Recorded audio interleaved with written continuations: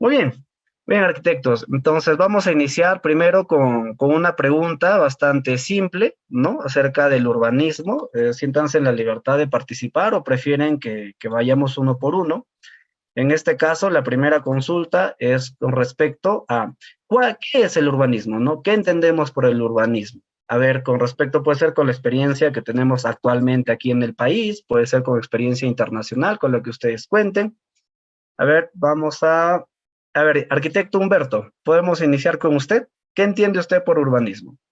Bueno, para mí el urbanismo es una disciplina que se encarga más que todo del estudio. El estudio hacia la planificación de ciudades, que se puede encargar de regiones donde se ubican cierto conglomerado de sociedad para que se proyecte hacia un futuro, hacia una mejora y hacia básicamente un desarrollo social de estas personas. Entonces es una disciplina que se encarga de estudiar y planificar las ciudades. Eh, Excelente, excelente, excelente. Muchas gracias, arquitecto. Arquitecta Inés, coméntenos, ¿qué es el urbanismo para usted? Realmente es una ciencia. El urbanismo es una ciencia, porque desde los edificios individuales hasta las ciudades enteras, diseñamos visiones convincentes para un futuro sostenible, habitable y saludable. Entonces, realmente, si nosotros entendemos qué es urbanismo, realmente está asociado a los espacios, ya sean abiertos o cerrados, que tienen que participar las personas. Y la conducta humana llega a desarrollar esta ciencia, que es la interacción entre el espacio y la persona. Perfecto, arquitecta, muy amable. Doctor, coméntenos, con su amplia trayectoria, Sí, ¿qué es bueno, urbanismo? este, el urbanismo, como ya lo han mencionado acá mis colegas, puede ser una disciplina, algunos también dicen que es una ciencia, otros dicen que es una técnica, es un arte también, entonces eso nos entendemos que es un complejo bastante interesante de diferentes aristas y de situaciones, ¿no? No sé si se me escucha bien porque de repente se pone inestable un poco el internet. ¿Sí? Sí, ¿Se me sí le escucha? escuchamos, arquitecto. Sí, Ya, perfecto. Entonces, como les mencionaba, es un trabajo conjunto. Eso evoca de que se necesita no solamente de arquitectos para que el urbanismo funcione, sino se necesita de ingenieros, de antropólogos, de economistas, de todo tipo de profesional que influye justamente estas relaciones humanas que se dan en una ciudad o en un sector, en un asentamiento humano, ¿no? Es importante que tengamos en cuenta que el trabajo multidisciplinario es lo que generalmente hace la característica más importante del urbanismo. perfecto. Buenas noches, bienvenidos a un panel de muy bien, por aquí están nuestro equipo técnico está mandando un saludo, por favor, chicos. Sí, justamente la siguiente pregunta quería que venga de parte del público. ¿Cuánto de ustedes ha celebrado anteriormente el Día del Urbanismo? Si alguno de ustedes quiere compartirnos acerca de la importancia que tiene esta disciplina, ¿no? No solamente, como lo ha mencionado el doctor, de la arquitectura, sino también de la ingeniería y en realidad de todas las ramas del saber van a intervenir para que podamos crear espacios urbanos eficientes, ¿no? Muy bien, entonces, a ver, les dejo ahí la oportunidad para que puedan realizar sus consultas directamente a los ponentes del día de hoy. Muy bien, entonces vamos a continuar con la siguiente pregunta, mientras los chicos van pensando qué pregunta. Muy bien, entonces vamos a empezar con un poco de historia, ¿no? En este caso invito a cualquiera de los ponentes a que pueda iniciar con respecto de la historia del urbanismo, ¿no? A través de su propia experiencia profesional, cómo es que se ha venido desarrollando el urbanismo en Perú o en Latinoamérica, quizás en el extranjero, cuáles son las visiones que tenemos para el futuro. Muy bien, a ver, o cualquiera de ustedes siéntase en la libertad de participar. Creo que sí. Ahí, Sergio, podríamos, para que sea algo más dinámico, mostrar lo que ocurre cuando no hay urbanismo o no hay una buena planificación y después desmenuzar las cosas. Yo voy a compartir una imagen que a lo mejor ahí los arquitectos Inés o Ángel han podido ver o quizás conozca un caso similar, no necesariamente exterior, pero sí del interior del país. Me acuerdo que cuando hacíamos la parte de planificación urbana en la universidad, nos íbamos a lugares muy recónditos, donde las poblaciones eran muy carentes, ciudades, ni siquiera ciudades, poblados en los cuales las madres criaban a sus hijos y los hombres estaban en las montañas, más como trabajando, y el espacio era esto, era desolado, frío y seco, y era cada vez menos.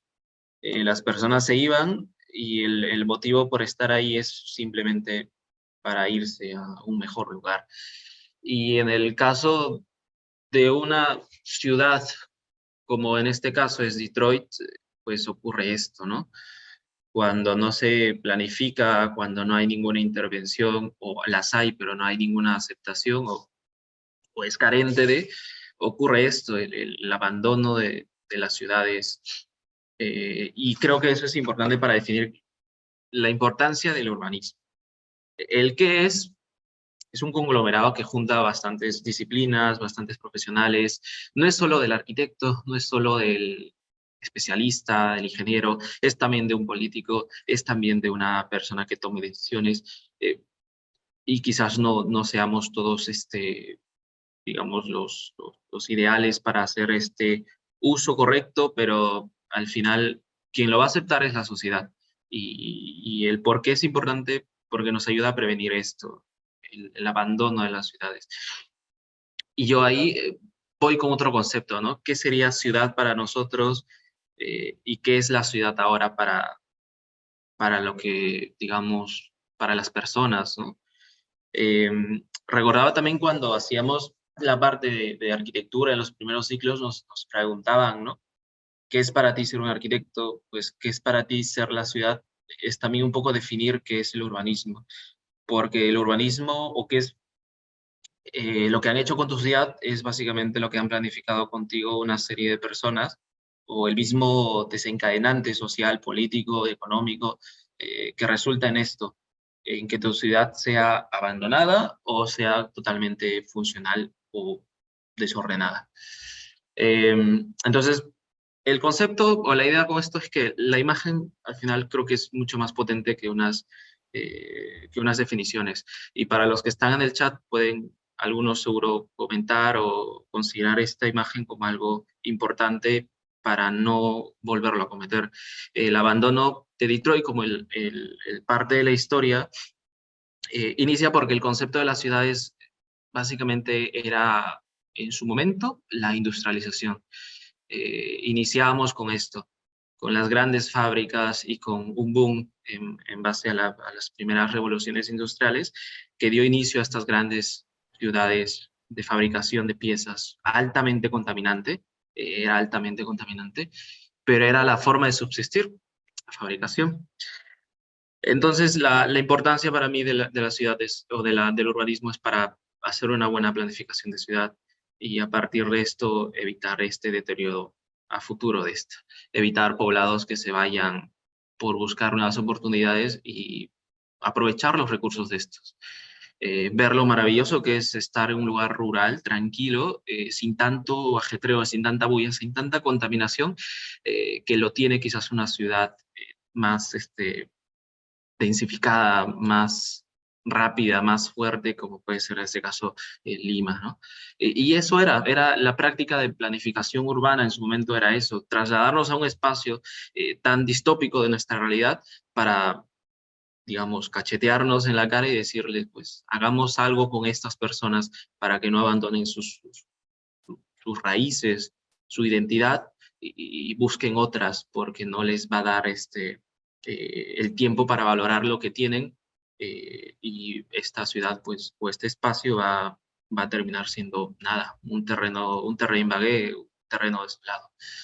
Entonces seguro ahí a Inés o Ángeles ha pasado algo similar, ¿no? Al momento de trabajar o desempeñarse, han visto que en partes de las ciudades o en parte de sus intervenciones no siempre pega a un 100% o existen, o han visto seguro casos similares a esto, que es Detroit en su momento.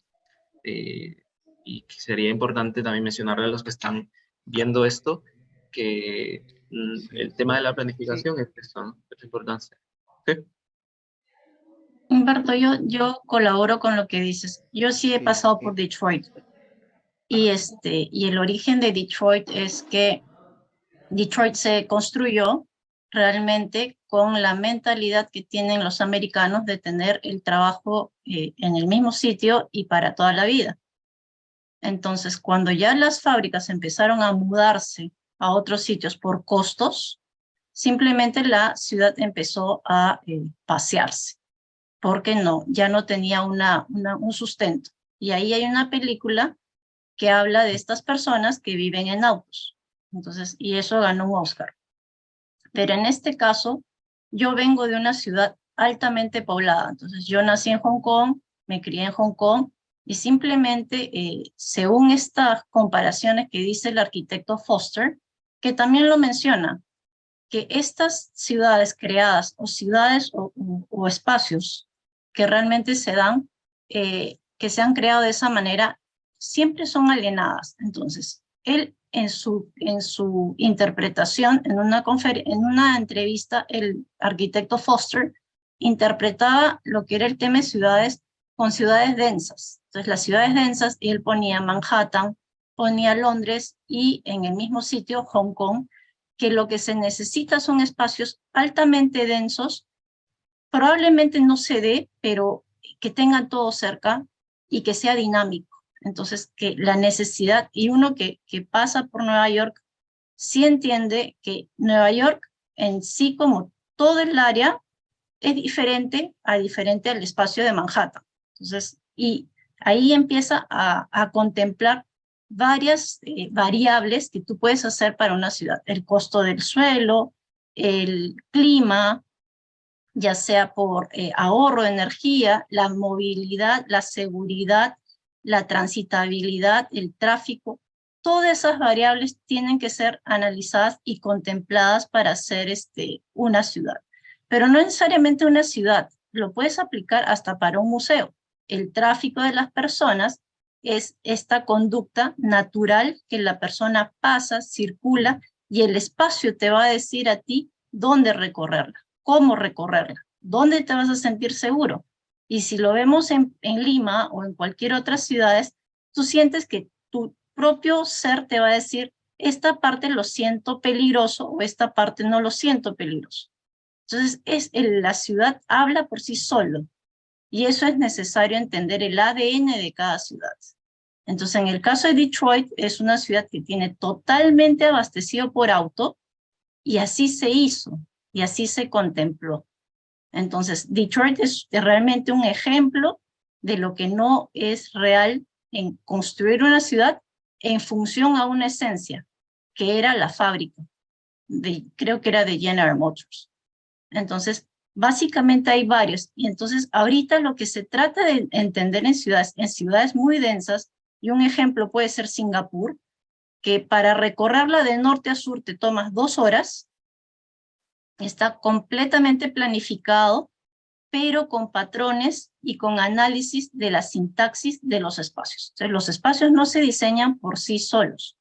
Los espacios se dan por trazabilidades, por convivencias, y ya no se está tratando de adivinar si aquí va una plaza o no va una plaza. Entonces, no ponen a diestra y siniestra una escultura y dar como que si fuera un espacio público.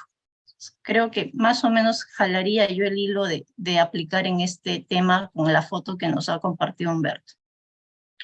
Excelente, arquitecto, excelente, Humberto. Doctor, no sí. se inhiba, puede No, participar. no, no, no, solo que está dando acá mi conexión. Ya. Muy interesante lo que comparte la colega. A mí me parece justamente, acordándome de lo que decía Charles Dickens, de arquitectura moderna, ¿no? Justamente con esa situación donde se aglutina tantas cosas sin recursos, ¿no? Un poquito de lo que está conversando, ¿no? O sea, solamente se tiene presente que había una gran cantidad. Doctor, doctor. Llegaron primero estas torres de residenciales.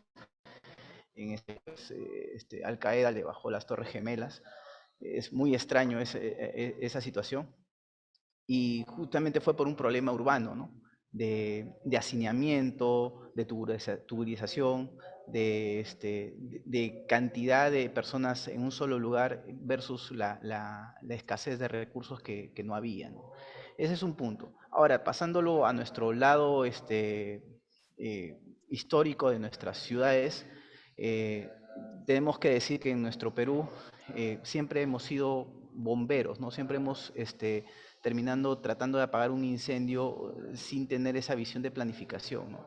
Nuestras visiones de ciudades siempre han sido de regularización.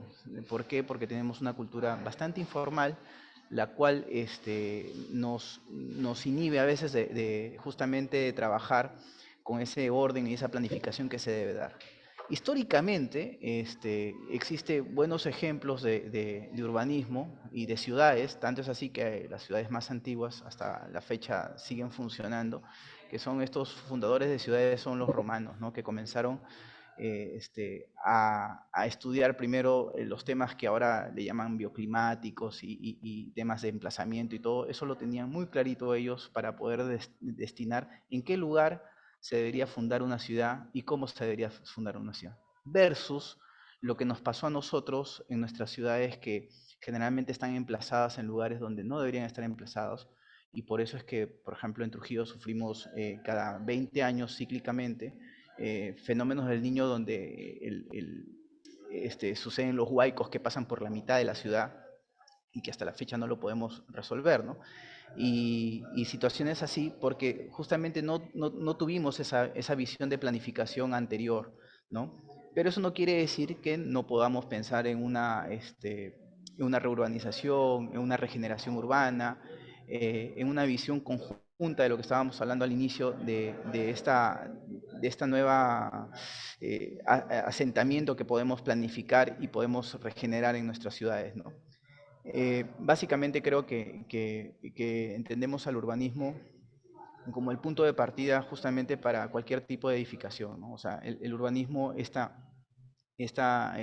visión macro de toda la ciudad, donde afecta diferentes actividades, no solamente la de vivienda, sino, como ya se ha dicho, también la del trabajo, la del comercio, la de educación, la salud, todas esas actividades se van relacionando entre sí y se van concretando en redes, ¿no?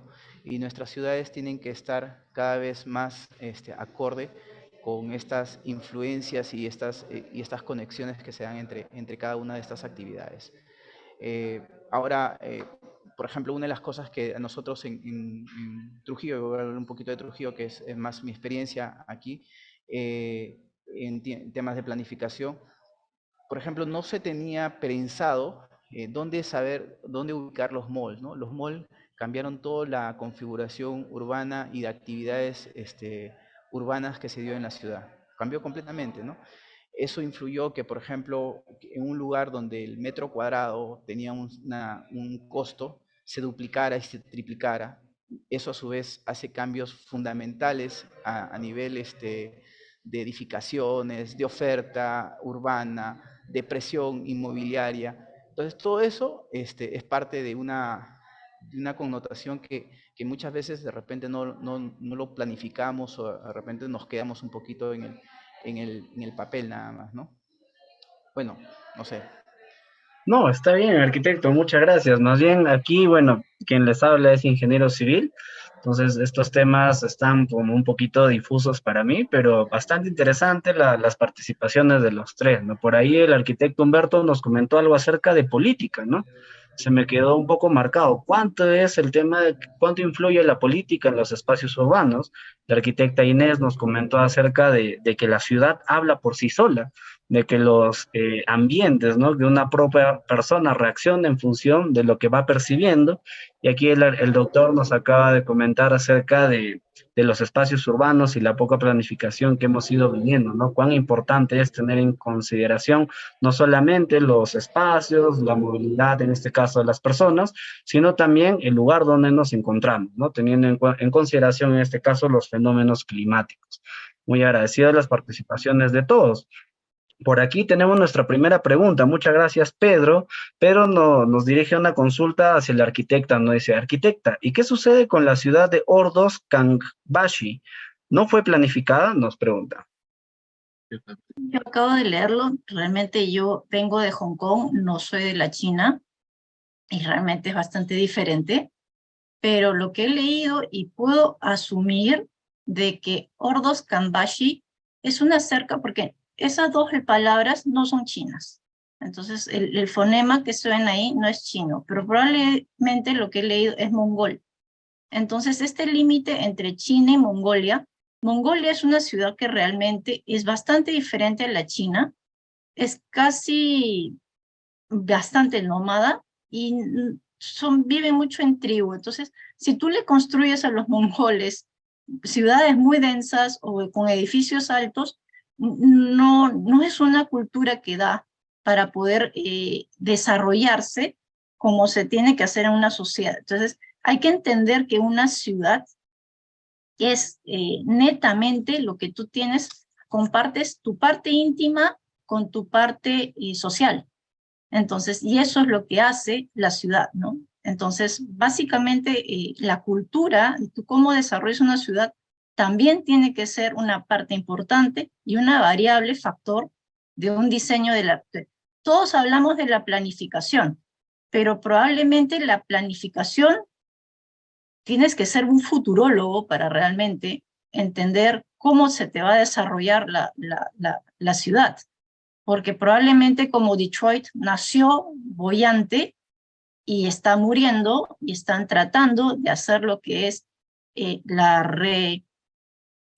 resiliencia de una ciudad. Entonces, las ciudades tienen resiliencia y esa resiliencia que tiene que necesitar una ciudad, eso, y siempre va a salir algo nuevo. Entonces, hay que esperar de Detroit qué resiliencia va a dar, o estos Ordos Kanbashi también va a llegar a tener una resiliencia que yo entiendo por resiliencia, y eso se da por lo que yo he leído, que es en Chicago, cuando hubo el incendio de la ciudad, porque todo estaba construido en madera, la residencia que se dio era de que los rascacielos iniciales que se han hecho en el mundo han sido en Chicago. ¿Por qué? Porque por este incendio y tanta gente había muerto que simplemente tomaron la decisión de construirlo más alto. Y las residencias se desarrollaban en las zonas altas. Y así se desarrolló el skyscraper, que es lo que se entiende por rascacielos. Entonces, las ciudades tienen su propia vida. Viven un rato, se cambian, y ahorita lo que se hace es la reutilización. Entonces, es lo que se dice reciclado ya sea los materiales. Las ciudades también se reciclan. Entonces, un ejemplo que es Los Ángeles. En Los Ángeles, yo tengo varios amigos trabajando en estudios de arquitectura y yo viajo bastante para allá. La municipalidad, y en este tema que Sergio hablaba de la parte política, empezó a fomentar la zona más peligrosa, que es el Downtown Los Ángeles, que estaba el Staples Center, que es como el Estadio Nacional o la arena del estadio de la U que se tiene que desarrollar. Se hacían todos los eventos, pero la zona era tan peligrosa que era muy difícil jalar gente. Entonces la municipalidad lo que dijo es, bueno, hagamos un convenio. No me pagas por 10 años los impuestos prediales, pero múdate aquí, trae a tu gente y empiezan a abrir oficinas, restaurantes y un montón de zonas comerciales, y el Microsoft Center también, que está la pista de patinaje, un centro comercial, hoteles, empiezan a jalar con este convenio que tú tienes con la municipalidad. Entonces, esta zona peligrosa simplemente empezaron a reciclar los espacios y a construir nuevamente departamentos que se ven por fuera antiguos, pero por dentro eran bastante modernos, y todo eso, y simplemente la zona volvió a cambiar. Entonces, el downtown Los Ángeles ya no es peligroso, ya más pasa a ser atractivo. Excelente, arquitecta. Doctor, arquitecto Humberto, por favor, los invito a participar. Continúen la conversación. Sí, bueno, ese ejemplo que menciona la arquitecta Inés es muy loable porque es un ejemplo también que se ha dado en diferentes partes del mundo, ¿no? Tanto en Medellín, por ejemplo, también se tuvo un trabajo similar al utilizar una zona bastante deprimida del lugar y convertirla en una biblioteca, ¿no? Una biblioteca, un centro para la zona, ¿no? Donde sobre todo el sector de la población use el lugar, ¿no? Y que la gente se apropie del espacio público para que ese espacio deje de ser tan peligroso como, y tan deprimido, tanto estéticamente como socialmente, y pueda tener otro valor el lugar, ¿no? Igual han sucedido en diferentes experiencias de regeneración urbana, o sea, por ejemplo, unos señores y un arquitecto que ya está bastante mayor, el arquitecto Bojigas, y el gran pensador de este cambio de Barcelona para los Juegos Olímpicos del 92, que planificaron justamente todo el cambio de la ciudad y todos los puntos de encuentro que tendría que tener, de la mano ya, por supuesto, de la anterior visión que ya tenía Barcelona, pero hicieron de esta ciudad justamente este reciclaje, esta resiliencia que se estaba mencionando, para dar un aporte y para aprovechar una actividad deportiva, que generalmente alguno dice que tiene que ver con la ciudad, al contrario, ¿no? Fue más o menos una excusa perfecta como para revalorar muchos de los monumentos que hasta la fecha ahora son altamente turísticos, ¿no? Uno de ellos, por supuesto, el pabellón de Mies en Barcelona, recién se reconstruyó justamente para las Olimpiadas, y de ahí hasta la fecha es constantemente visitado, ¿no? Y otros proyectos puntuales más, ¿no? Está toda esta zona donde varios arquitectos de renombre han intervenido, el Mediterráneo, que tiene la playa de Barcelona. Y todo esto se dio en base y al inicio justamente de sentarse a pensar de que tenemos esta actividad y tenemos que mostrarla al mundo y tenemos que regenerar ciertos puntos y ciertas cosas que nos va a favorecer y va a quedar en el tiempo para toda la ciudad, ¿no? A mí me parece que es una buena excusa también tener puntos o actividades de ese tipo internacionales que utilicemos como mecanismo para rehabilitar la ciudad. Excelente, doctor. Arquitecto Humberto, ¿quiere añadir alguna una idea por ahí? Sí, yo estoy apuntando 5 cositas que se mencionaron, y quizás para los que nos están escuchando, a lo mejor sea de vital importancia o sea, volverlo a decir. El tema de la densidad, el tema de las oportunidades, ocurre mucho por el desplazamiento. Si tuviésemos una ciudad sin carros, a lo mejor el centro financiero estuviese a la vuelta de mi esquina, el trabajo donde estoy, donde yo resido, esté a 2 cuadras, pueda hacerlo mucho más fácil como que mi estilo de vida. En cambio, si está muy alejado, las oportunidades se concentran en un punto y por ende se hace mucho más denso, se llena mucho, se concentra mucho de tráfico. Eh, para eso, mejoraba lo que decía Jaime Lerner acerca de la acupuntura urbana, donde ponía puntos y líneas, haciendo ciclos y también mencionando el tema de las ciudades de forma de anillo, pero que al final nos pone en cuestión esto, ¿no? El desplazamiento es importante, ya que va a raíz de esto que se vuelven las ciudades pues muy densas, debido a que se concentra en un solo punto todas las oportunidades, en este caso laborales, y hace que todas las personas se concentren ahí, sea como la ciudad. Estamos, bueno, en este caso mío, ¿no? Lima, que hay muchas oportunidades, más que todo en el centro de Lima. Y los que residen en la periferia, como puede ser quizás Ventanilla, quizás el Agustino, Lima Este, van a tener muchos problemas en el tema del transporte.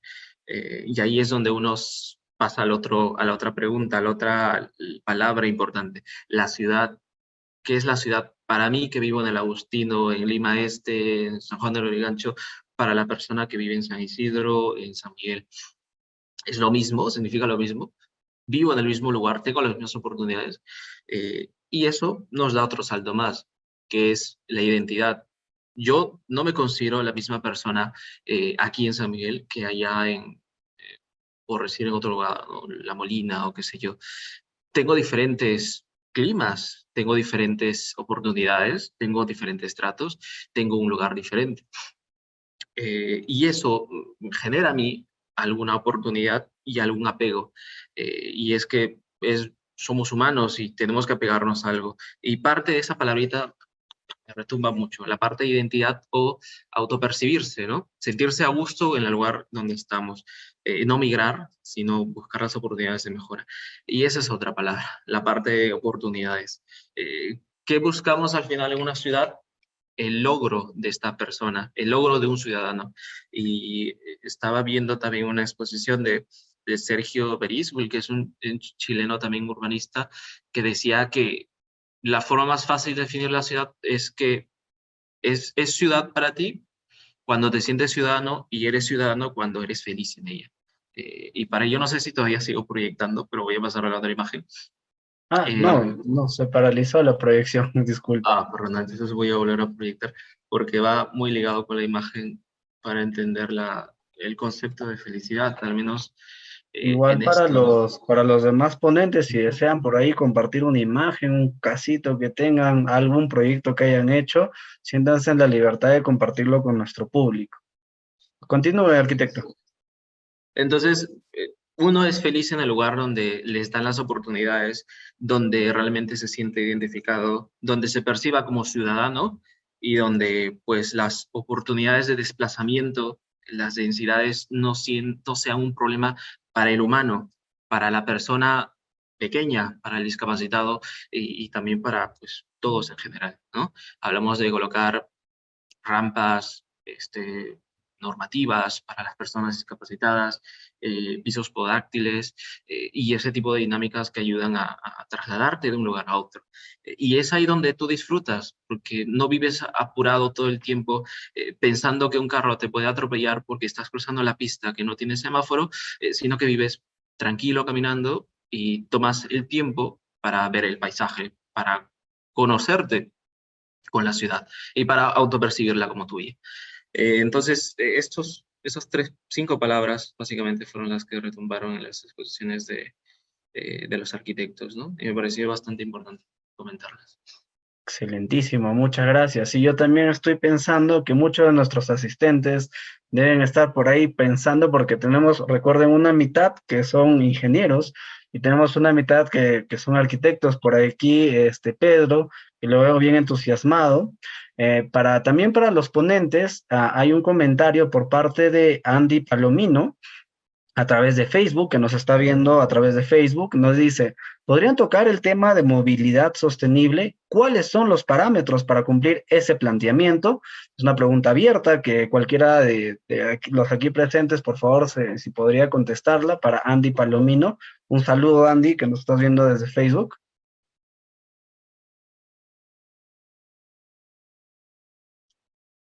Yo lo contesto. La movilidad, eso es crítico y esencial.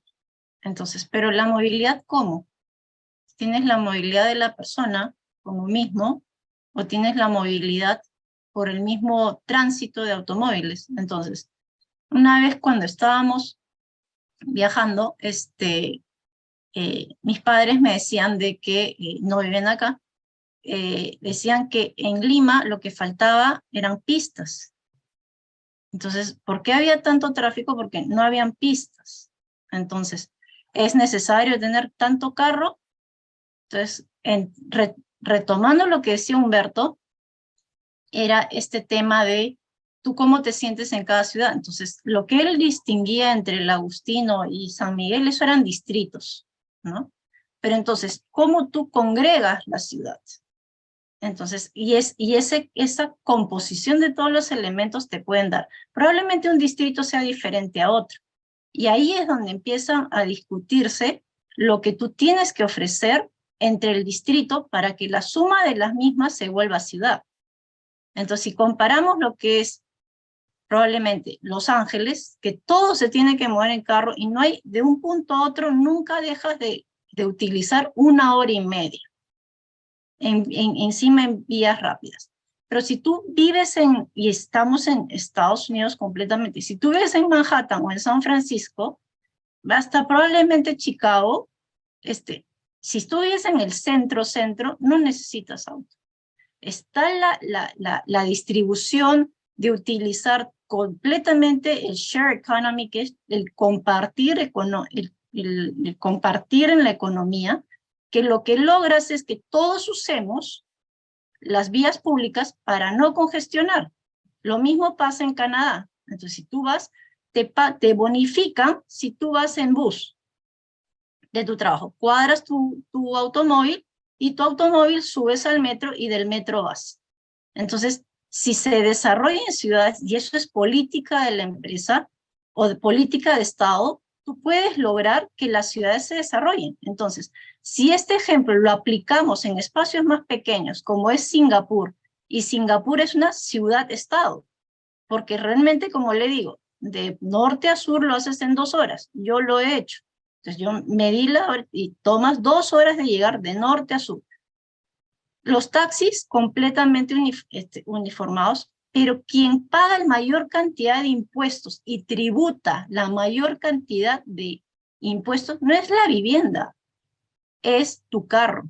Un Ford Escort en Singapur puede costar $120,000, no por el auto, sino por todos los impuestos que te corresponde a ti pagar por contaminar.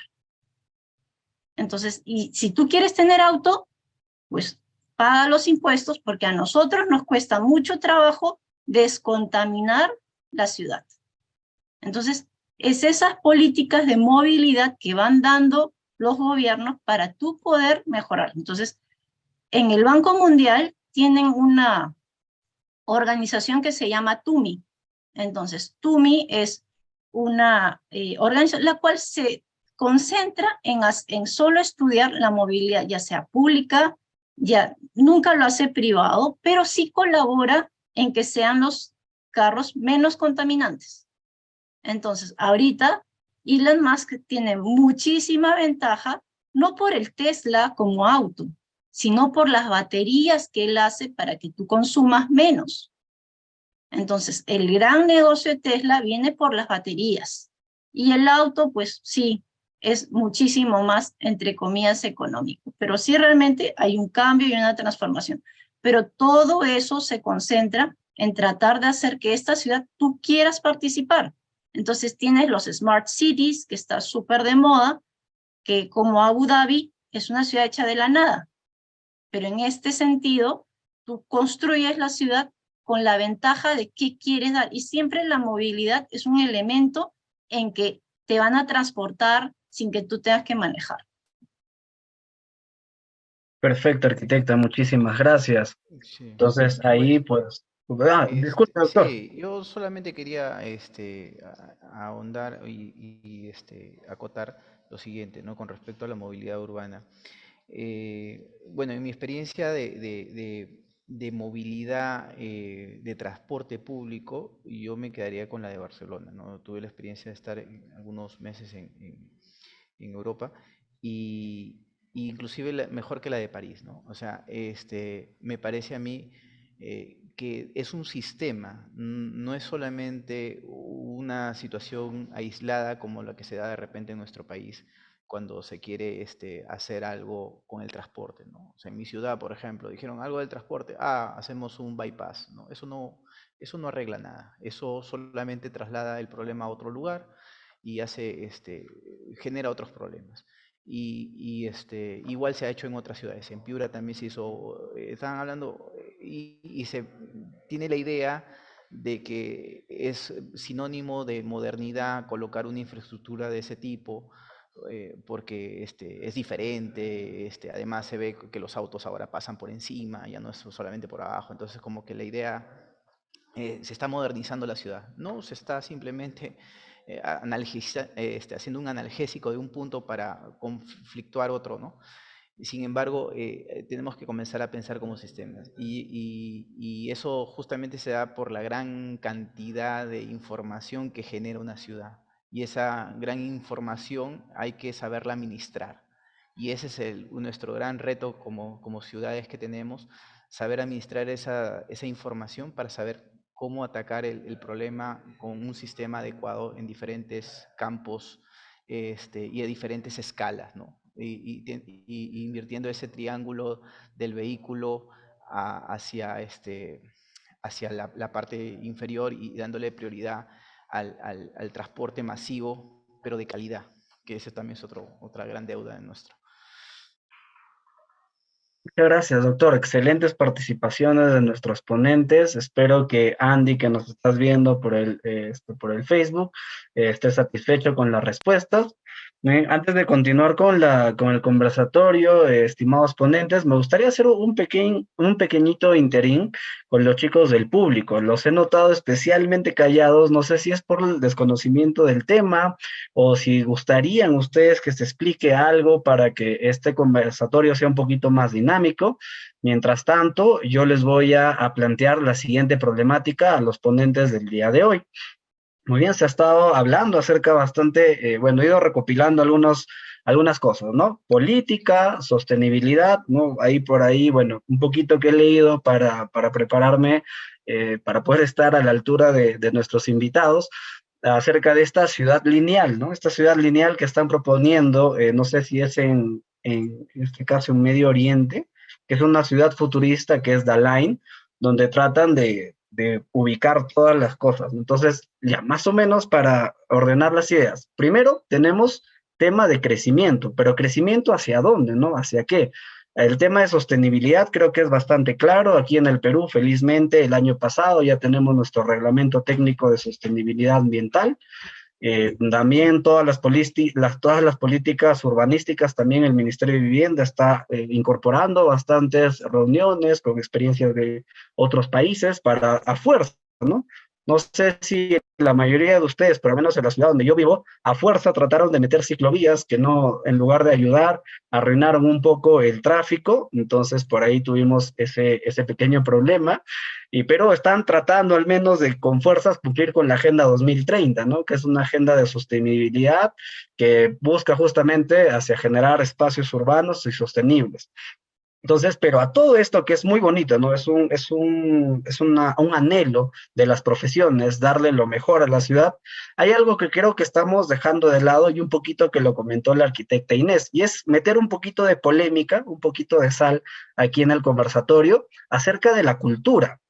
Por ahí estuve consultando y me dijeron que muchas ciudades no crecen, no se ordenan por un tema netamente cultural, ¿no? Que son los propios ciudadanos quienes no quieren dar ese siguiente paso, como en este caso nos comentó la arquitecta Inés, ¿no? Acerca de comprometerse con, bueno, si ya quiero tener el carro, voy a contribuir con el Estado pagando impuestos porque soy consciente que ellos van a demorar más descontaminando aquello que yo ocasiono, ¿no? El impacto de la huella de carbono.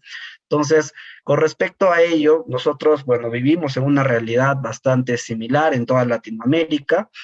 Entonces, me gustaría que ustedes nos puedan compartir su experiencia acerca de cuánto influye la cultura de una sociedad precisamente en los espacios urbanísticos. A ver, cualquiera, el que se sienta libre. Igual para los asistentes, ya sea por el Facebook o por el chat de Zoom, pueden realizar sus consultas, comentarios, siéntanse en la libertad de participar.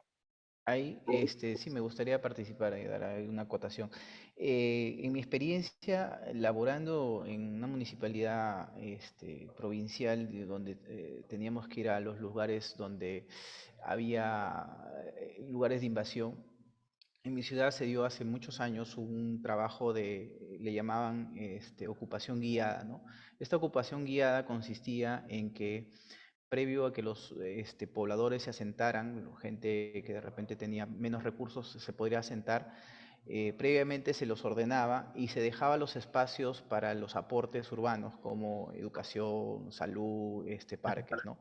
Tratando un poco de aliviar de alguna forma el gran impacto, y esto se dio conforme a la par con este fenómeno del niño del 97-98 más o menos, Entonces se hizo el ordenamiento territorial de esas personas, pero lo que pasó fue el promover una cultura informal.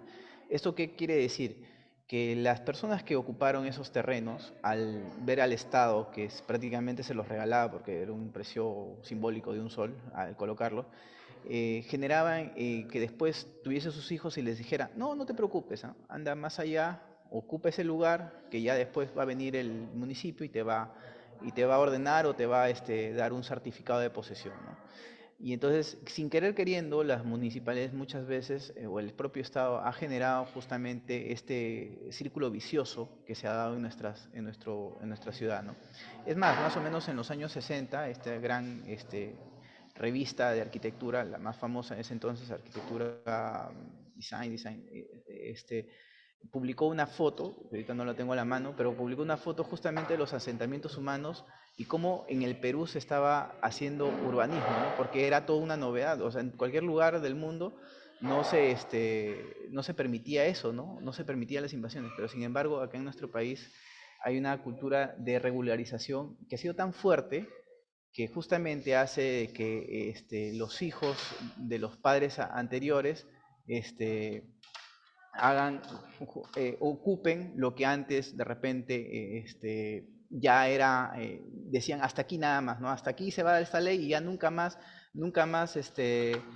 se va a dar otra amnistía. Pero no, siempre la cuestión política y siempre ha sido ese gran problema que estamos sufriendo hasta ahora, ¿no? Básicamente ese sería mi aporte en el sentido cultural, ¿no? Que existe una cultura informal muy arraigada en nuestro país, la cual hemos promovido de alguna u otra forma. Todos somos aquí culpables y todos nos tenemos que comprometer justamente para cambiar este tipo de cosas. De hecho, yo concuerdo con la opinión del doctor. Personalmente me ha tocado ver proyectos, no participar, sí me han consultado proyectos acerca de llevar servicios básicos, asentamientos humanos que se hacían a las riberas de los ríos, a las laderas de las montañas. Perú, por ser un país altamente, en este caso, sísmico, cualquier asentamiento humano que esté ubicado en la ladera de una montaña es altamente peligroso y no es viable para el Estado ni para las propias personas desenvolverse y crecer, porque obviamente cuando una persona va y ocupa un territorio y pasa de ser territorio rural a ser territorio urbano, trata pues de crecer, de evolucionar como persona, de generar pues obviamente patrimonio para sí mismo, para sus descendientes, y es un patrimonio ficticio. Y luego también la redundancia de que el Estado tiene que socorrer cuando lo permitió, ¿no? Y cuántas muertes trágicas han ocurrido por diversos desastres naturales. Y es algo que, al menos desde el punto de la ingeniería, en este caso, tratando de meter un poquito de ingeniería a la conversación para nuestros espectadores, es algo muy problemático que en realidad no lo están abordando, como dicen ustedes, correctamente, porque hay un proyecto para hacer defensas ribereñas para la invasión de tal lugar, porque el partido político quiere pues quedar bien con sus votantes, e ir precisamente a tener ese voto extra, dándole las facilidades que obviamente está poniendo en riesgo. Y por el lado contrario, cuando se trata de hacer la reubicación de estas comunidades, pues no prospera. Estas ideas de reubicación no prosperan. Entonces, si alguien quiere participar de aquí de los ponentes, también de la sala, por ahí nos están mandando unos mensajes, quizás creo que hay un poquito de tema de vergüenza que lo están mandando por interno, pero a ver, aquí Pedro nos estaba comentando, tiene una duda también para cualquier ponente acerca de qué beneficio tiene una ciudad si tiene el plan de desarrollo urbano. Él tiene entendido que va a contar con un mayor presupuesto. Franklin nos comenta que es la gestión de riesgos como elemento principal para el ordenamiento territorial. Excelente punto de vista, aquí promoviendo el debate. Franklin, está excelente.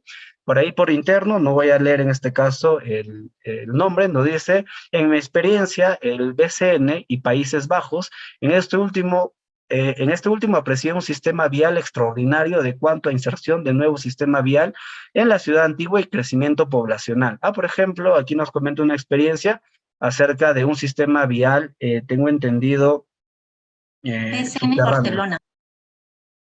Perdón, muchas gracias, arquitecta, mil disculpas. Muy bien, entonces, por ahí, quien desee puede responder la pregunta de Pedro, Y también si desean un poquito agregar algo, ¿no? Al comentario de Franklin, que nos habla acerca del ordenamiento Una territorial y la pregunta, gestión de Pedro, riesgos. ¿qué es PDU? Perdona, no, Plan de desarrollo urbano, arquitecta. Plan de Desarrollo Urbano. A ver, yo lo quería es un comparativo. Los presupuestos se dan de acuerdo también a la recaudación.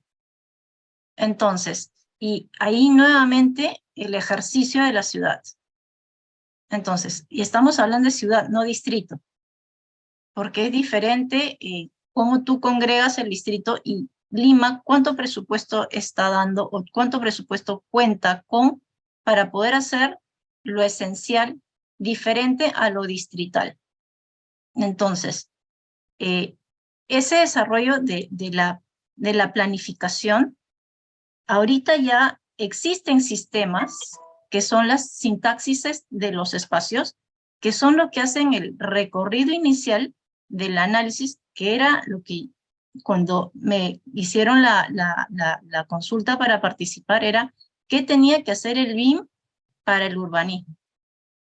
Entonces, si nosotros entendemos lo que está ahorita llevando, lo que realmente está pasando en todo lo que es el tema de ingeniería, arquitectura y todo este desarrollo, es que la data es casi esencial y vital para la toma de decisión. Entonces, ¿tienes mayor presupuesto? Probablemente sí, y el que tendrá mejor desarrollo es el que realmente va a tener más orden para poder saber aplicar y tener una mejor toma de decisión. Ejemplo, en otras ciudades, el valor de una casa no se da por qué distrito está perteneciendo, sino por qué colegio está mejor rankeado, cuál colegio público está rankeado en la lista de los colegios necesarios para los niños. Ahí los padres toman la decisión de comprar una casa. Entonces, si ese colegio está rankeado entre los 10 o los 3 primeros mejores, ten por seguro que la casa cuesta muchísimo más que el valor de un colegio que esté rankeado en el puesto 10. Entonces, hay muchas variables que puedan hacer que una ciudad pueda tener el presupuesto. Perfecto, arquitecta, excelente. Doctor, ¿desea participar? Bueno, el plan de desarrollo urbano de las ciudades es otra gran deuda que no todas las ciudades tienen, ¿no? O sea, de repente las ciudades más importantes del Perú pueden contar con un plan de desarrollo urbano medianamente, más o menos logrado, ¿no? Pero los centros poblados o los lugares de repente más alejados de nuestro país es un gran problema, ¿no? Y justamente hace que sea una luz verde, entre comillas, para ciertos políticos que pueden aprovechar eso para hacer de repente obras elefantes blancos, ¿no?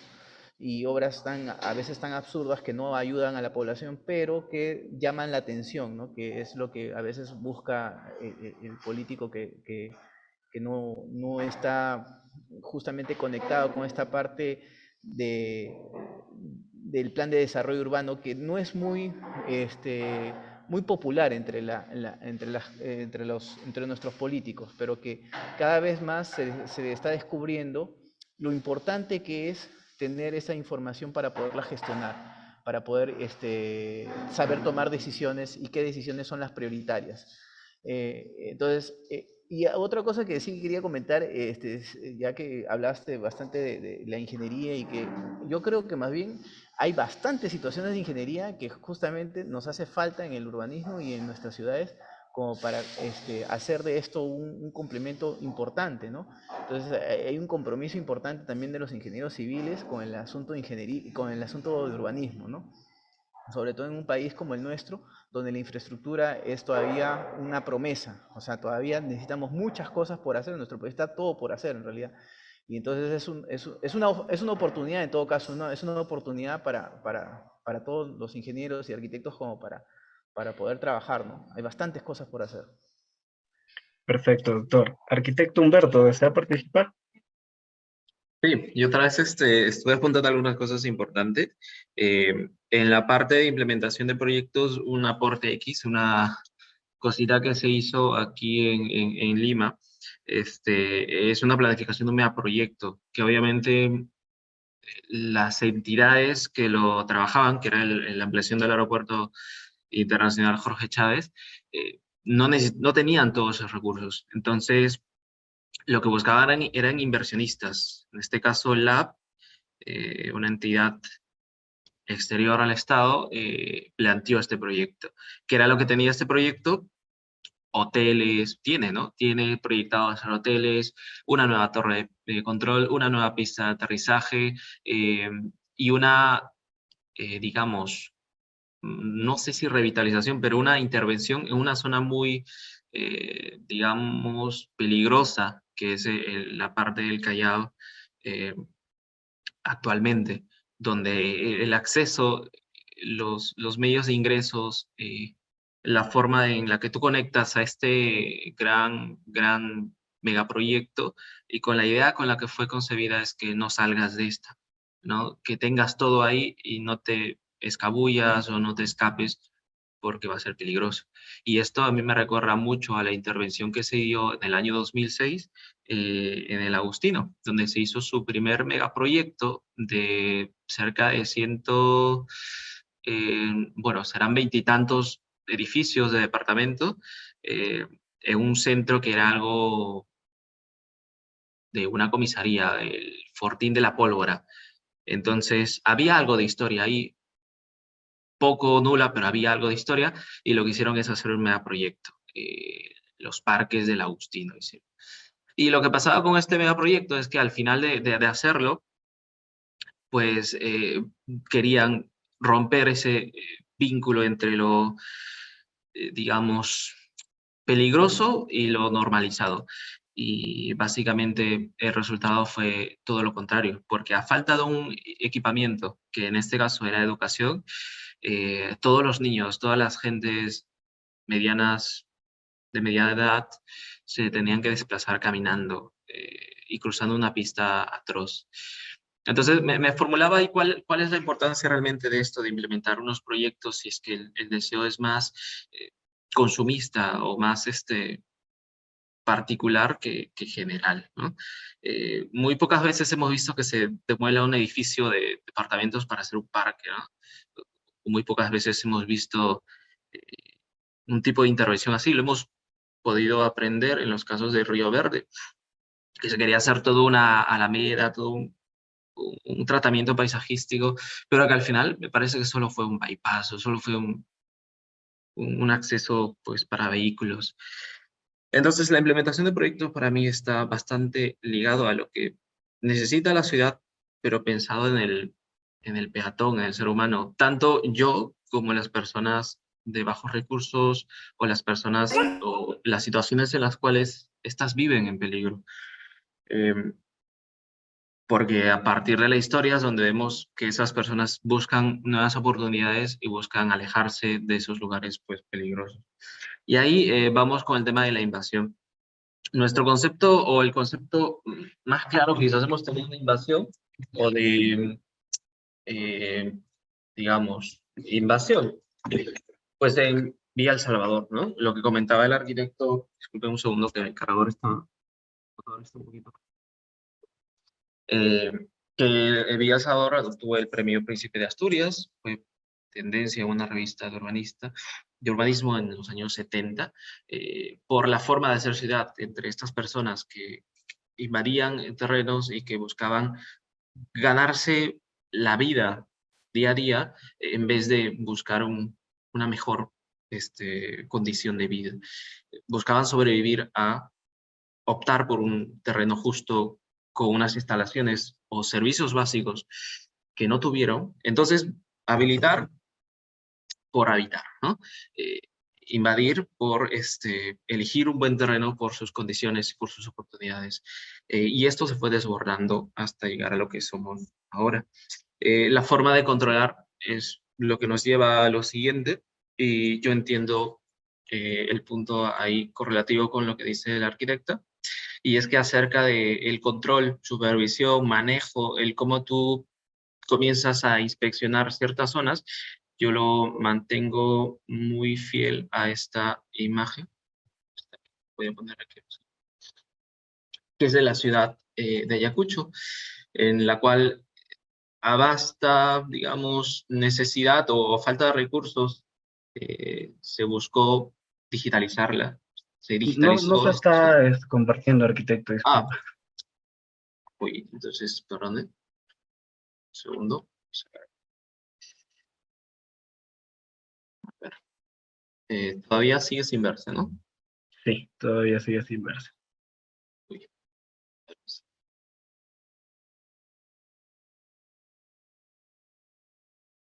Entonces vamos a ponerlo.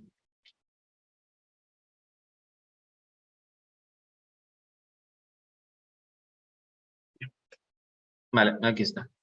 Entonces, el concepto de esto era la digitalización bajo una premisa también conservadora, ¿no? Toda la implementación de proyectos que No se ve, hagamos. arquitecto. Ah, No lo he uy, compartido todavía. perdón. Ahora se puede visualizar. Ahora sí. Entonces tenemos la ciudad de Ayacucho digitalizada. Y ahí es donde viene el concepto, ¿no? BIM, las tecnologías dentro de esto, y yo siempre a los chicos con los cuales enseño, les digo que tener una tecnología o un software nos ayuda a almacenar información que perdura a futuro. Es inmortal, esa información es esa cabecita extra que tenemos para guardar data que va hacia el futuro. Y así como hacemos actualmente proyectos como una ampliación del aeropuerto en BIM, proyectos como un edificio multifamiliar en BIM, buscamos posteriormente a eso correlacionarlos, tenerlos entrelazados para prevenir y controlarlos de una mejor forma que se pueda pues automatizar. Y ahí me va mucho esto porque es un paso que se tiene muy presente quizás en otras ciudades o quizás en otros países un poco más de desarrollo, pero es hasta ahí donde vamos, a digitalizar la información para después controlarla y mejorar la intervención. Porque cuando hablamos de hacer megaproyectos o proyectos que buscan revitalizar o mejorar las condiciones de la ciudad, hay distintos factores humanos que no lo vemos. Podemos ser buenos profesionales, pero al día siguiente contratan a otro y en la otra gestión ponen a otro más y no dejamos perenne nada más que documentos que a lo mejor nunca más alguien nos va a leer. Cuando tratamos de plasmar una idea digital, una idea en lo tecnológico, lo que se deja es algo que es un mismo idioma para todos.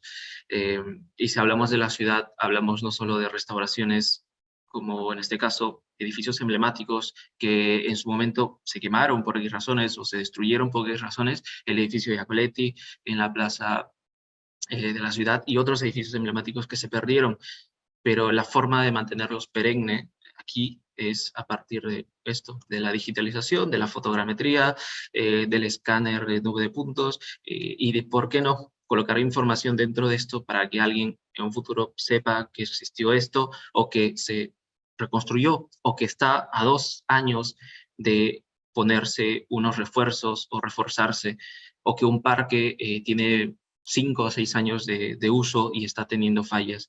Entonces, para mí es bastante importante hablar de esta intervención fallida del humano, ya que no usa o ya que no usamos este tipo de herramientas y que ahora estamos conociéndola para diferentes tipos de actividades, no solo para la construcción, no solo para el diseño, sino también para el día a día de las personas, para que sepan dónde poder evacuar en el caso de emergencias, qué parques tienen, no sé, instalaciones, qué parques tienen plazas o, digamos, un polideportivo, y para que le haga un poquito más la vida fácil a estas personas como también a nosotros los profesionales.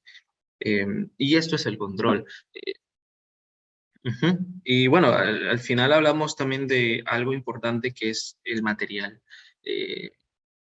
Toda planificación, entiendo, todo concepto de de ciudad que nosotros traslademos siempre tiene que llevar a cabo unas ideas coherentes. He visto proyectos que se han hecho para las ciudades en Marte, he visto materiales que están saliendo ahora en tendencia, o que ya se han salido, que recién los he podido conocer, no sé, el aerogel o un hormigón flexible para hacer diferentes elementos de tipo icono para la ciudad.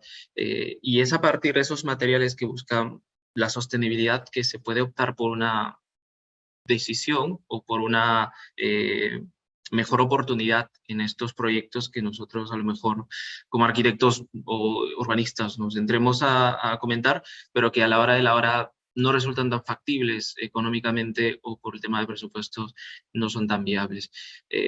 Entonces, la idea de buscar la conexión con la materialidad es también intervenirlo en algo digital para poder saber si es que el precio o el monto es el adecuado, tener en cuenta que las invasiones, las formas que las personas buscan ganarse la vida es algo que existe y probablemente pueda ocurrir nuevamente, eh, pero que tenemos que subsistir esto también a partir de la digitalización y de que también la implementación de proyectos tiene que tener este aliado, ¿no?, digital o aliado tecnológico, que es el hacer una ciudad de poco a poco, pero hacerla en conjunto, ¿no?, y digitalizarla. Eso es lo que quería. Perfecto, arquitecto. Muchísimas gracias. Bien, retomando un poquito, está excelente la participación, muy agradecidos. Por aquí, no quiero dejar pasar la oportunidad de los chicos que estaban participando. Franklin, bueno, continuaba el comentario acerca de las defensas ribereñas, que nos dice que ellas no mitigan el riesgo, porque el riesgo persiste, justo por eso están las defensas, ¿no? Pero el de riesgo es dinámico, por lo tanto, pues no va a generar una sostenibilidad en las ciudades. Eso que es una buena aportación de Franklin a la conversación. Diego por ahí nos dice, nos está pidiendo que si podemos dar una opinión sobre el manejo de residuos urbanos dentro de una urbe centralizada. Ve que los principales países del mundo industrializan los residuos urbanos, en cambio países subdesarrollados, tal vez por la economía, no entran con fuerza a este tema importante. René también nos está solicitando que por favor coméntenos el planteamiento integral como un instrumento de gestión urbana para los gobiernos locales. Muy bien, entonces, arquitectos, la sala es suya.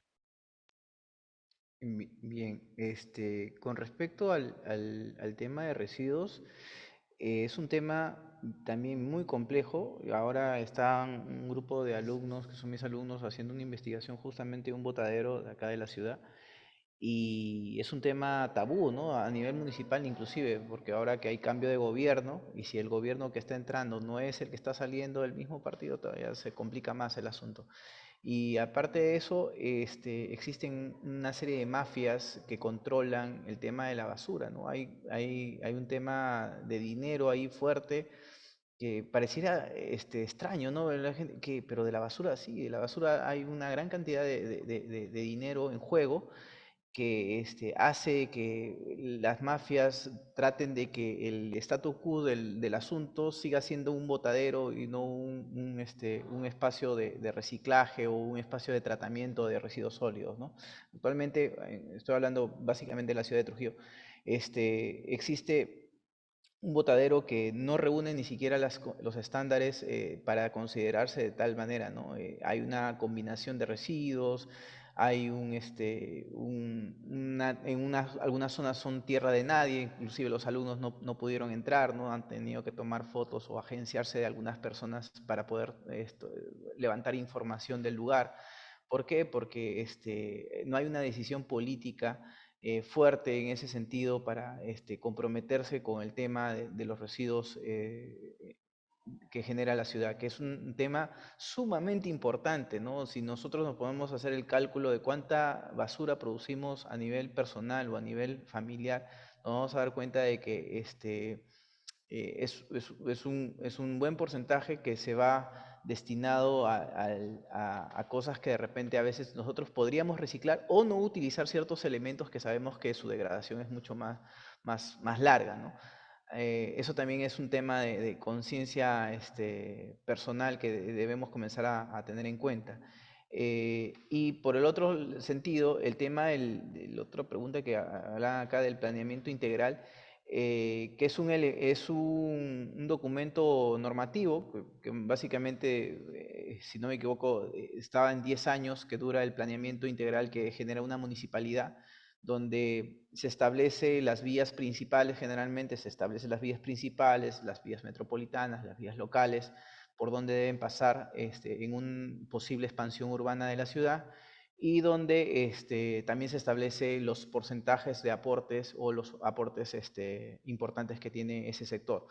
¿Cuál es el problema ahí? Que generalmente en nuestro país no existe todavía esta conciencia, y tampoco hay algunos elementos normativos que todavía tienen ciertos vacíos, que hace que de repente haya mucha especulación del suelo, y que hace que se generen también mafias informales de lotizaciones y venta de terrenos, y por qué tampoco en nuestro país no es obligatorio hacer una declaración, ¿no?, de tu propiedad. Tanto es así que, por ejemplo, un ejemplo de una zona de amortiguamiento de acá de mi ciudad, de Chanchán. Hay una zona de amortiguamiento de Chanchán, todos ubicamos Chanchán, es un centro arqueológico, patrimonio de la humanidad, pero, y que tiene un área de amortiguamiento, la cual está designada ya hace algún tiempo, pero en unas zonas ya son una zona urbanizada, ¿no? Es una zona urbanizada, y la cual, si tú le preguntas a algún poblador de ese, oye, usted está dentro de la zona de amortiguamiento, dice, ¿y qué cosa es eso? ¿O para qué sirve? ¿No? O sea, hay hay un alejamiento entre de repente el usuario directo y el lugar donde uno vive.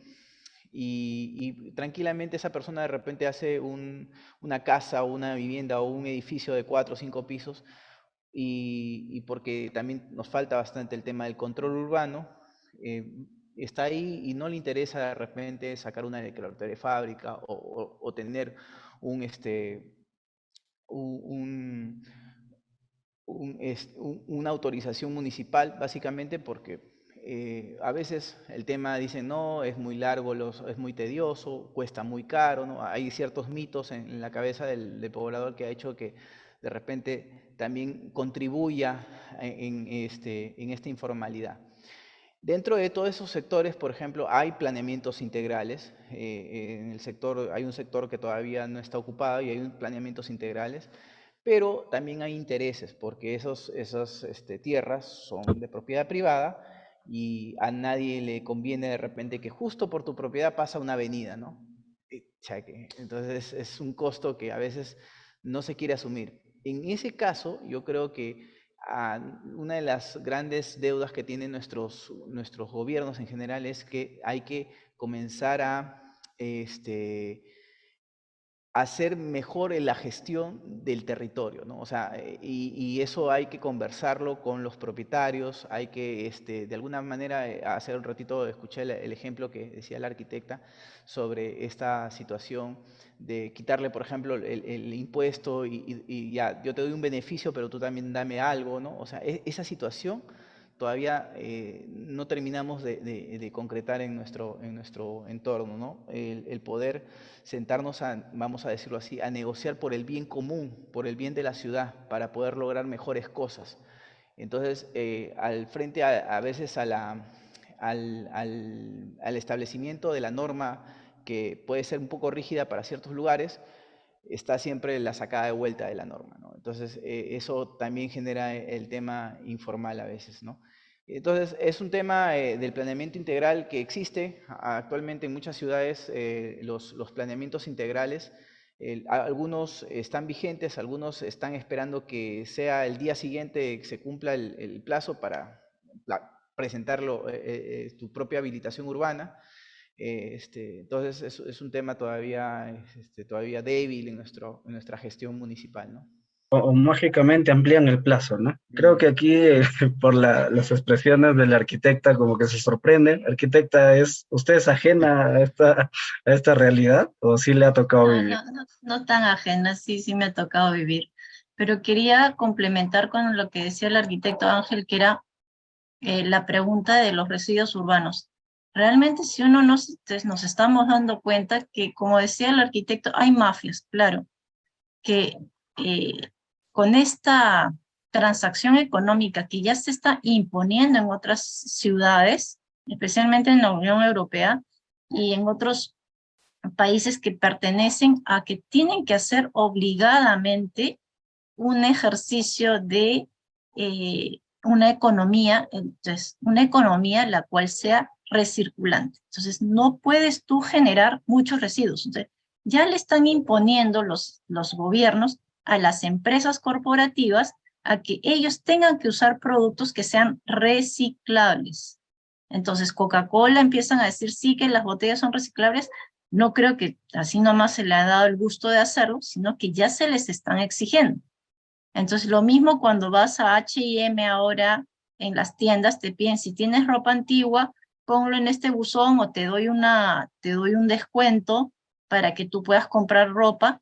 ¿Por qué? Porque todo ese material probablemente sea reciclable y eso te ayuda a que no es que no se contamine, sino que nuevamente hacer estos residuos urbanos no en tantas cantidades. Entonces, los grandes residuos urbanos está primero, es la comida, todo lo que es comida y bebida, y, comida y bebida, después vienen los minerales, que son a veces cosas metálicas, después es la madera, después los plásticos, los cauchos y los textiles. Entonces, solo el hecho de tener esos elementos que los usamos casi a diario, lo tienes reutilizado en sitios que los puedan depositar, y eso es lo que te dicen, bueno, colabora con el plástico, que lo botas, los vidrios. Se puede reciclar, sí, pero es realmente para controlar el no tener espacios para contener tanto elemento. Entonces, y especialmente en espacios que que no están ordenados. Entonces existen esas especulaciones.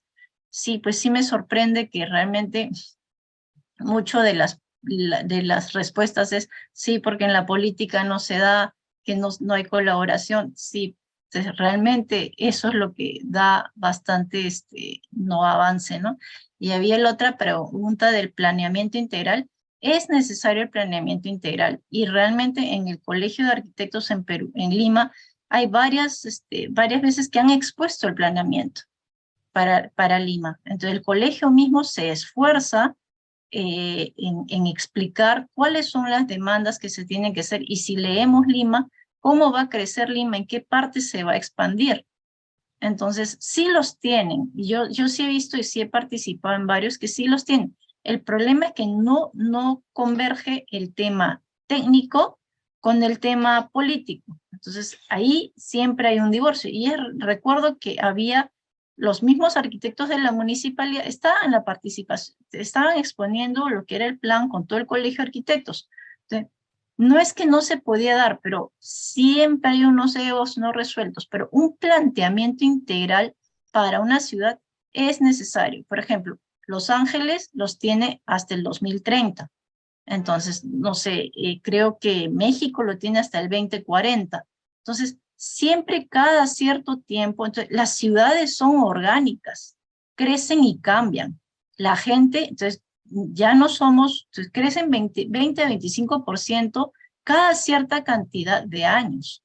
Entonces, esta dinámica que se tiene que hacer, si tú no tienes un plan para ordenar en planteamiento integral, o te desordenas o simplemente no se deteriora. Entonces, y no hay normas.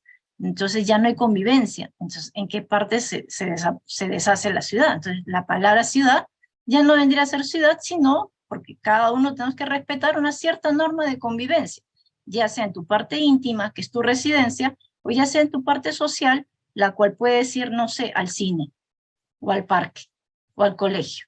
Entonces, todos esos elementos tienen que concatenar para que el espacio se dé.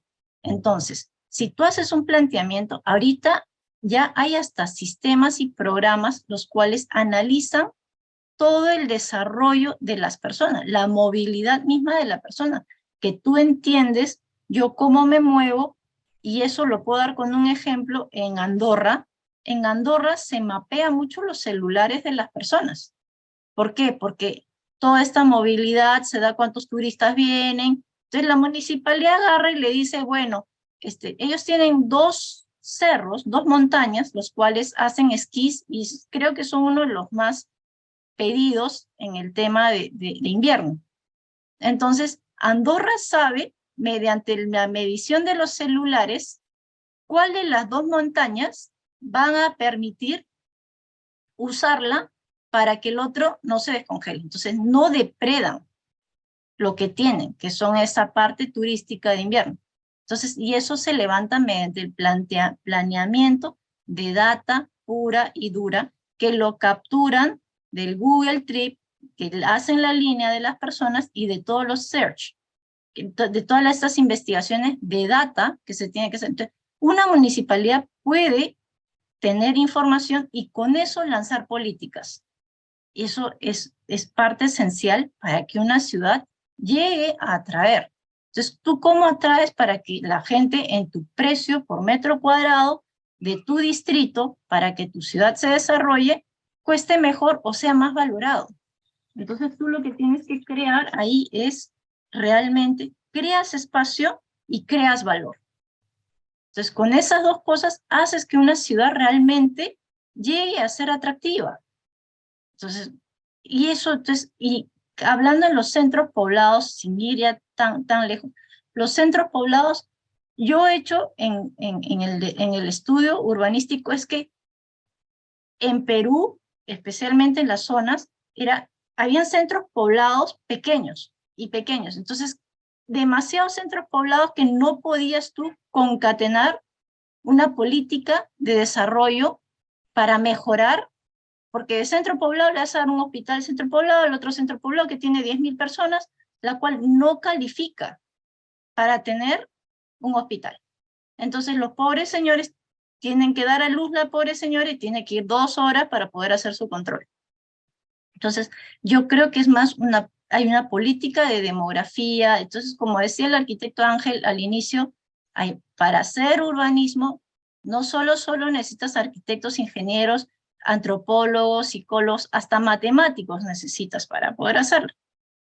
Entonces, porque necesitas este control de personas, de análisis de data. No es que a mí se me ocurra, acá voy a poner un hospital. Ten por seguro que en otros lados eso no está permitido. Si tú no tienes una sustentación, que es análisis puro y duro de tus espacios y de tu desarrollo, de tu tráfico, de todo eso, que normalmente eso ya hasta programas lo hacen. Entonces, es casi esas personas que desarrollan esas carreras son casi futurólogos, porque te pueden decir qué va a necesitar. Ya, aquí hay, no sé, 50 personas que tienen el CONADIS. Entonces, acá, en vez de hacer un puente, vamos a hacer unas rampas. Entonces, es necesario, importante la planificación al 1000%.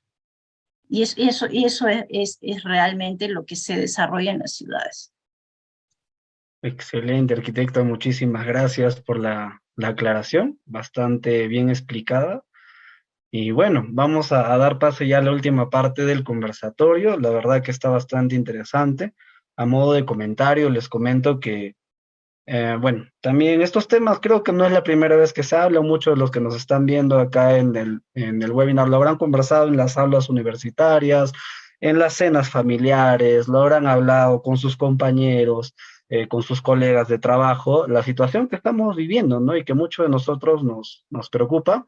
En realidad es un tema netamente, bueno, personalmente, si por ahí me está escuchando mi profesor del colegio, él decía que todo lo que pasaba se puede justificar con la educación, ¿no? La educación que todos tenemos. Lamentablemente, la política que ingresa es una política que no es punitiva. Las municipalidades no se encargan de fiscalizar, o muchas veces las herramientas de fiscalización son utilizadas como para obtener, pues, beneficios adicionales, ¿no? Caso claro y típico, por ejemplo, de la Victoria con Gamarra, en la que en este caso la fiscalización se utiliza, pues, para obtener beneficios políticos, ¿no?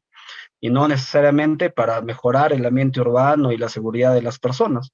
Y lamentablemente eso ocurre a lo largo de todo el país, que las municipalidades tienen miedo en realidad de empezar a ejercer su función punitiva, de estar paralizando construcciones porque no tienen licencia de construcción y tener pues ahí un problema con su público que posteriormente puede votar por el partido y es la verdad que es un círculo vicioso que nos va a terminar destruyendo.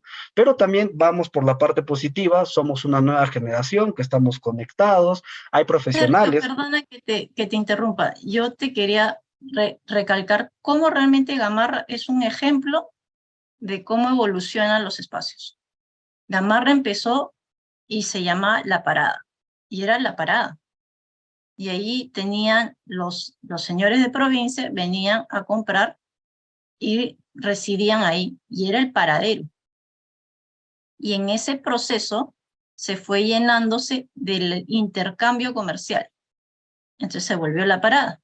De ahí ese intercambio comercial, las personas para no moverse de ahí empezaron a traer telas, que era para llevárselos también a sus provincias. Entonces empezaron a vender telas.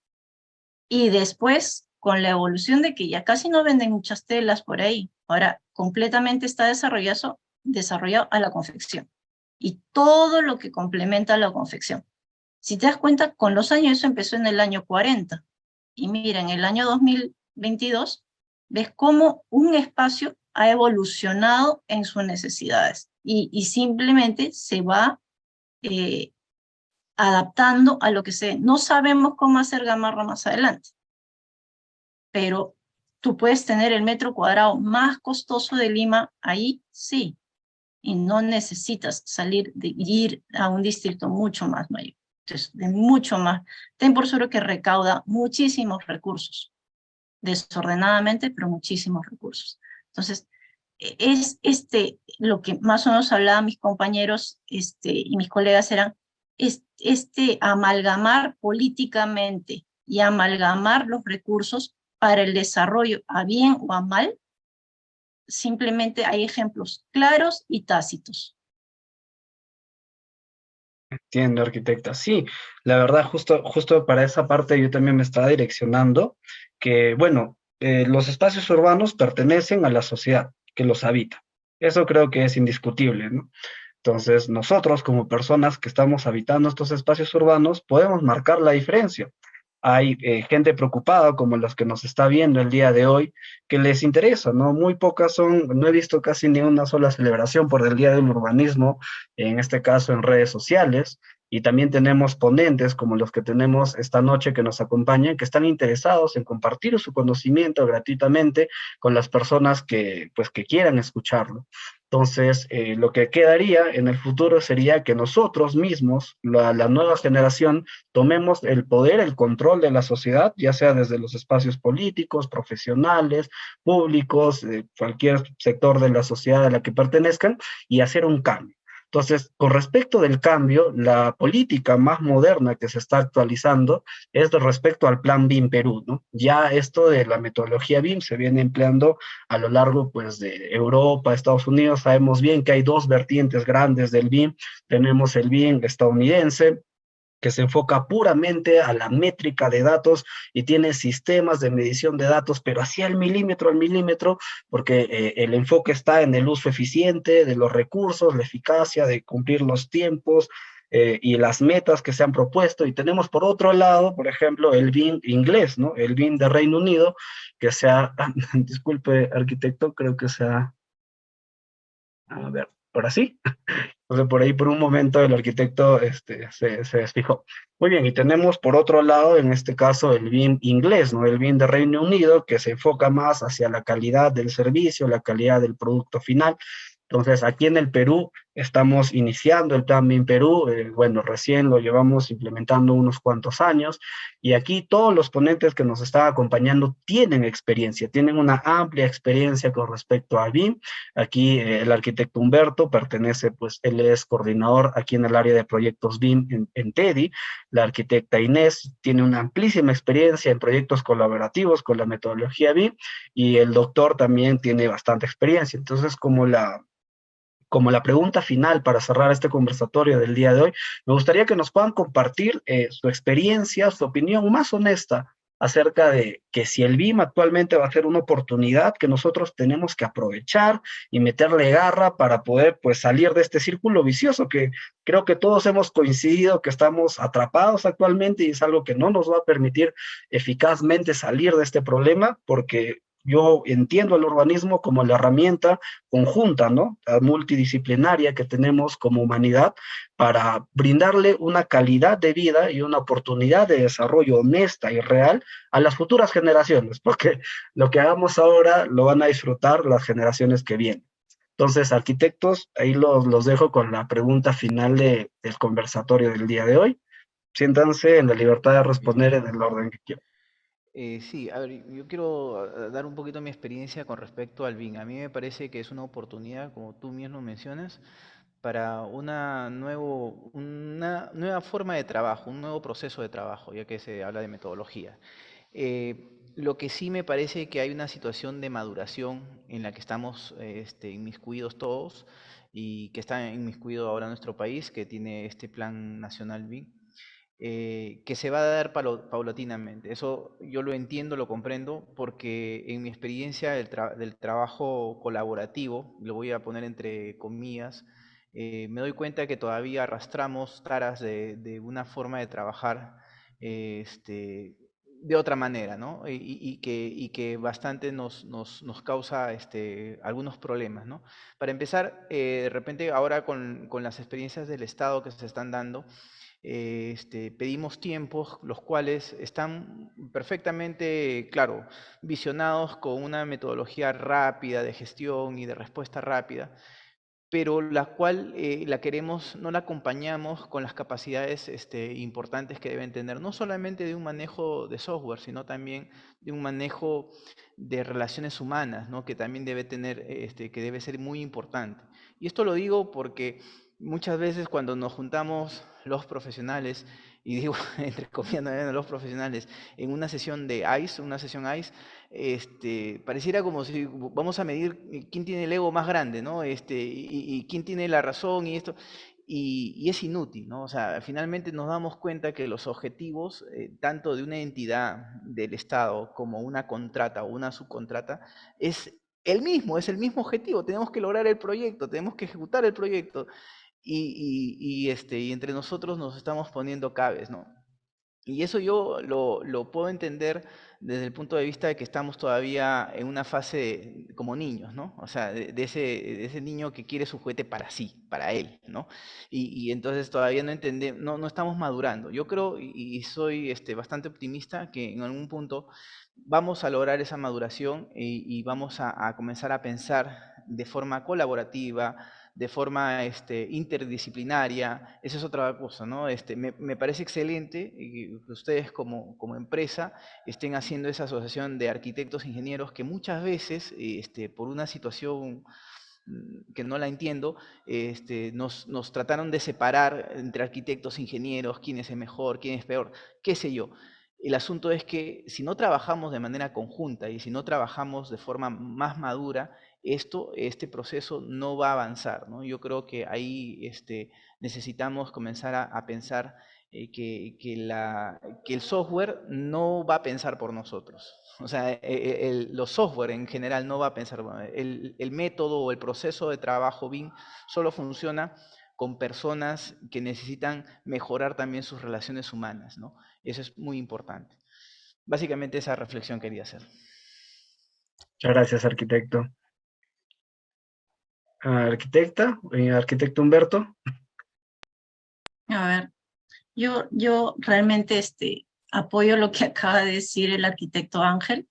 Me costó muchísimo trabajo entender y trabajar colaborativamente, porque nuevamente culturalmente no somos, entonces, pensamos un poquito menos egocéntricos, pero recuerdo que en la clase en la universidad el profesor me decía, ¿tú cómo haces cuando trabajas en un estudio de arquitectos en otros lados?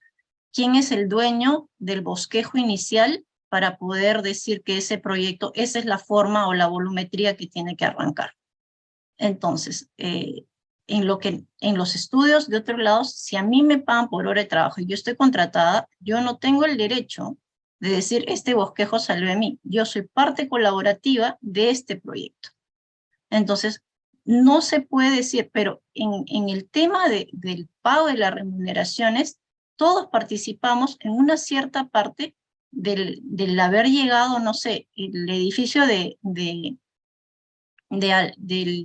tipo Vela, el hotel de siete estrellas que está en Emiratos Árabes. Entonces, el que lo diseñó y la forma, el señor no dijo yo soy el dueño, ni el dueño dice, todos hablan en una forma colaborativa. Entonces, es un poquito no estar siempre pensando que lo esencial es qué es lo que tú tienes que despegar, ¿no? Entonces, en esa parte lo entiendo. Entonces, lo que yo decía es que, y lo que yo pensaba es que nuestra misión como realmente del área de ingeniería es un enfoque único en la planificación del diseño, de todas las partes, ¿ya? Pero basado en una ciencia, que es el tema que ahorita está súper dándose, que es esta transición que va a ser dolorosa, pero necesaria, de poner ciencia centrada en el ser humano. Entonces, pero si nosotros aplicamos BIM, que es una data, que es como el rayos X de cualquier ejecución, ya sea, porque realmente su ejercicio es concentrar data y tener exactitud, más adelante probablemente va a ser bastante difícil que los proyectos que se tengan que desarrollar de un hospital o cualquier proyecto público pueda ser coimeado. Porque ¿cómo tú le rompes al modelo?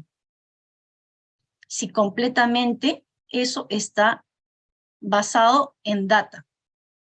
Entonces tú no puedes, antes podías decir, bueno, ya la excavación salió 2 millones de cubos. Ahora con el BIM, ¿cómo le aumentas los extras que pueda haber? Difícil. Entonces es necesario y parte de nuestra misión es que podamos nosotros desarrollar eso y llegar a ejecutarlo de tal manera que la información sea real y transparente. Entonces, si esta nueva generación que tiene que hacerse y no puedes tú entrar y eso arroja cuadros de Excel, cuadros dinámicos, cuadros de ejercicio, cuadros de ejecución, tiempo, mientras más data le pongas, más transparentes se van a hacer las cosas. ¿Es necesario? Es necesario. Si son lenguajes ya sea americanos o británicos, el único objetivo y bien común es que este proyecto que se tenga que desarrollar sea claro, que sea automatizado, que sea eficiente y que se cumpla el objetivo. Entonces, realmente la ciencia y las matemáticas va a lograr a futuro a que las cosas se dinamicen, sean reales y realmente pues mejorará las cosas. Perfecto, arquitecta, muchas gracias. Arquitecto Humberto, las reflexiones finales. Sí, sí, o sea, concurro bastante con lo que comentaron los arquitectos. Enfoco mucho esto en la comunicación porque es ahí donde se ven las destrezas de uno al momento de sobreponerse, hablar, tranquilizarse. Más que en el diseño me ha ocurrido mucho esta problemática de comunicarse con las personas, hablar de modelos y no sentir algún tema de desprecio o de incomodidad porque no se sienten familiarizados con esto. Entonces, es una integración que se da de paso a paso, pero al tener proyectos emblemáticos o megaproyectos, se busca un mayor alcance, se busca ya dar ese paso completo. El asunto es que, y aquí lo apunté, la palabra está en la peruanización.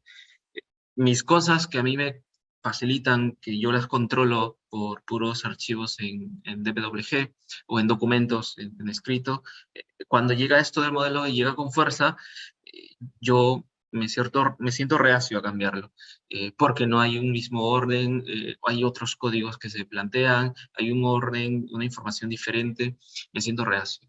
Tengo que adaptarme y tengo que integrarme para recién ver y considerar un cambio adecuado y eso se mide a partir de los resultados. Entonces, en plena obra, en plena construcción, nos ha pasado mucho eso de que al inicio la parte más importante es la divulgación de esta herramienta, sea un programa como tal o sea una metodología, para que a la gente le sirva, para que no seamos nosotros, digamos, los que nos gusta o trabajamos con esta metodología los que usemos los modelos, sino que sean también los ingenieros de mayor edad con las facilidades que brinda esta metodología. Es eso, es ese proceso de peruanización, ¿no? Es ese proceso de poner primero el pie en el agua y después meterte de poco a poco, pero aclimatizándote. Parte también importante de los resultados lo vamos a ver en lo que es la corrupción. No vamos a tener que mentir en datos falsos, sino que a partir de los modelos se pueden auditar, se pueden gestionar, se pueden controlar los proyectos, sean de la etapa en la que se encuentren, ¿no? Y el control de la data se va a ir manejando de esta forma secuencial hasta que se peruanice tanto los materiales, tanto yo como constructora, como esta empresa que fabrica mis estructuras metálicas, va a necesitar los modelos BIM. Ahorita quizás no lo necesita, me mandan seguro puros PDFs o puros CAD, pero va a llegar el momento a futuro en el cual va a ser un ciclo completo, en el cual tanto el gerente, el fabricante, el asistente del fabricante de estructuras metálicas, de drywall, de fachadas, no sé, de drywall, de metálicas, de arquitectura, de carpintería, va a usar estos modelos y va a usarlos fluidamente. Y a eso es a lo que vamos, a la información hacia un uso real, tanto en sus diferentes etapas de diseño, construcción y operación y mantenimiento. Entonces, eso sería para mí lo importante respecto a la metodología de... Excelente, arquitecto, muchísimas gracias. Para los asistentes, si por ahí se preguntan a qué se refiere el arquitecto con peruanización, es precisamente eso, ¿no? Lamentablemente las bibliotecas que tenemos a disposición en estos programas están basados en materiales fabricados con códigos que no tenemos. Incluso aquí en el Perú, la mayoría de la fabricación de materiales se hacen con códigos, pues, copiados y que ninguna institución gubernamental controla.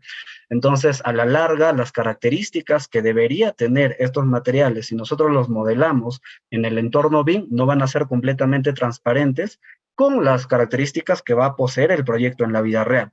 Entonces, aquí, pues, el arquitecto Humberto, les comento, tiene un equipo de profesionales que están desarrollando proyectos bajo la metodología de BIM. Él es uno de los precursores aquí que está tratando de cambiar, de meterle esta información, obviamente medida, ¿no?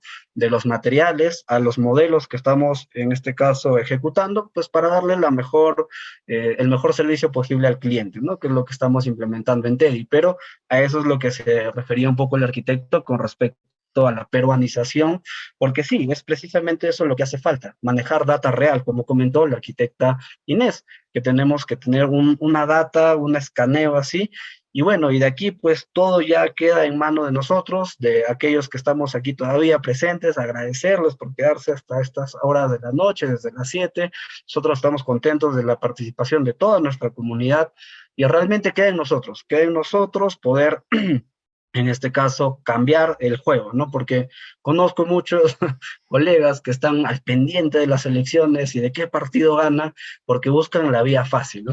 Es más fácil apoyar, levantar una banderita, salir a marchar, que ponerse a estudiar, ser honestos con los resultados, transparentes, ganar lo que se tiene que ganar, no estar buscando obtener pues más rédito del que no nos corresponde, ser honestos con nuestra comunidad y con nosotros mismos. Es un reto ir contracorriente y bueno, para mí un placer muy grande haber contado pues con su participación, estimados arquitectos. Por favor, chicos, los que estén aquí atentos, yo sé que varios de ustedes están reflexionando ahorita sobre lo que hemos conversado. Por favor, den una cordial despedida a los ponentes del día de hoy. Muchas gracias por habernos acompañado. Doctor Ángel, arquitecto Inés, arquitecto Humberto, muchísimas gracias.